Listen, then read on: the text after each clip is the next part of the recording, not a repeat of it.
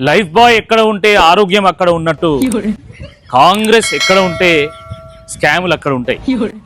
అందుకనే కాంగ్రెస్ స్కాములు ఈ రెండింటి కూడా ఒకదానికొకటి పర్యాయ పదం అయిపోయింది. కాంగ్రెస్ ప్రభుత్వము వచ్చాక 100 రోజుల్లో 6 గ్యారెంటీలు 420 హామీలు అమలు పరుస్తూ ఉన్నారు. కానీ వచ్చిన 100 రోజుల్లో హామీలు మాత్రం నెరవేర్చలేదు.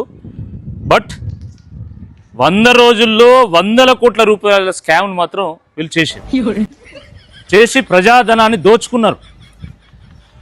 కాంగ్రెస్ ప్రభుత్వం వచ్చిన తొలి నాళ్లలోనే ప్రభుత్వము వడ్ల టెండర్ని రిలీజ్ చేస్తే దాంట్లో కేంద్రీయ బండారు నాకాఫ్ అనేటువంటి 2 సంస్థలను ఆ టెండర్లలో ప్రభుత్వం భాగస్వాములు చేసి వాళ్ళతోని రైతులకు దక్కాల్సినటువంటి ధనాన్ని మొత్తం మెక్కేలాగా ప్రభుత్వం చేసింది.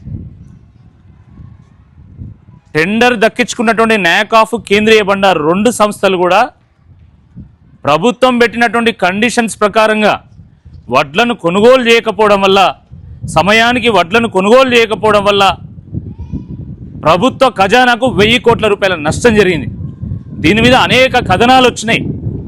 ఈ వడ్ల స్కామ్లో 100 కోట్ల రూపాయలు చేయిలు మారినాయని ప్రభుత్వంలో ఉన్నటువంటి సీనియర్ మంత్రులు పందికొక్కుల్లాగా ఈ ధనాన్ని మెక్కిందని చెప్పి కథనాలు వచ్చినా కూడా ప్రభుత్వం స్పందించలేదు. దాని తర్వాత హైకోర్టు ఈ 2 సంస్థల మీద కేసు చేసి ఈ 2 సంస్థలతో పాటు ప్రభుత్వానికి కూడా ఈ అవినీతి పైన నోటీసులు పంపింది. నోటీసులు పంపడంతో ఇటు రైతుల నుండి అటు కోర్టు నుండి ఒత్తిడి రావడంతో ఆ రోజు ప్రభుత్వము కేంద్రీయ బండార్ అదేవిధంగా నాకాఫ్ 2 సంస్థలు కట్టినటువంటి ఈఎండిని కాస్త డిపాజిట్ని కాస్త ప్రభుత్వము ఫోర్ఫిట్ చేసింది. ఫోర్ఫిట్ చేయడం అంటే ప్రభుత్వమే ఆ మొత్తాన్ని ఉంచుకొని ఈ సంస్థలకు ఈఎండిని చెల్లించలేదు. మరి మళ్ళీ అలాంటి సంస్థను బ్లాక్ లిస్ట్ చేయకుండా ఈరోజు మక్కల టెండర్లలో ఎట్లా పార్టిసిపేట్ చేయిస్తున్నది ఈ ప్రభుత్వం? దీనికి మంత్రులు సమాధానం చెప్పాలి. ఈరోజు మార్క్ఫెడ్ ఒక టెండర్ రిలీజ్ చేసింది మక్కల కొనుగోలు కోసం.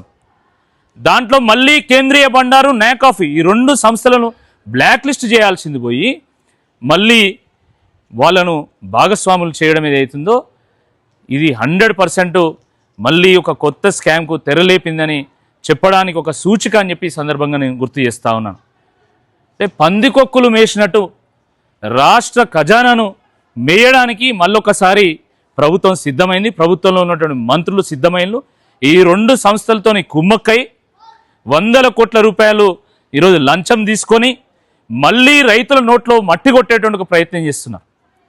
ఇప్పటికే రైతులకు సరైనటువంటి ధర లభించడం లేదు, సరైన సమయంలో కొనుగోలు చేయడం లేదు.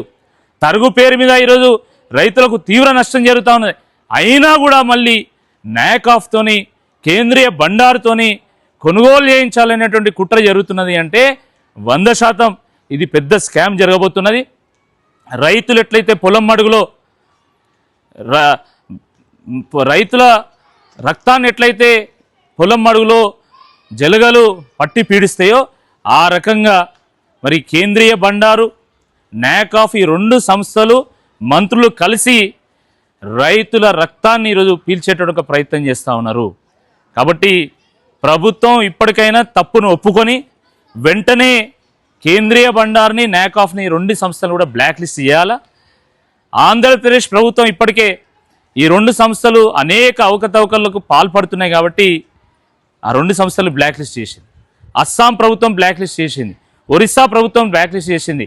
మరి అలాంటప్పుడు కనీసం వాళ్ళ నేపథ్యాన్ని స్టడీ చేయకుండా, వాళ్ళ రికార్డ్స్ చూడకుండా, మన తెలంగాణలో జరిగినటువంటి వడ్ల స్కామ్లో వాస్తవాలు చూడకుండా ఈరోజు టెక్నికల్ రౌండ్లో కేంద్రీయ బండారును నాకాఫ్ను క్లియర్ చేసిందంటే తప్పకుండా ఈ మంత్రులకు 100 కోట్ల రూపాయలు చెందుతున్నాయి, ఢిల్లీకి మూటలు అందుతున్నాయి. దీన్ని అడ్డుకోవాల్సినటువంటి అవసరం ఉంది.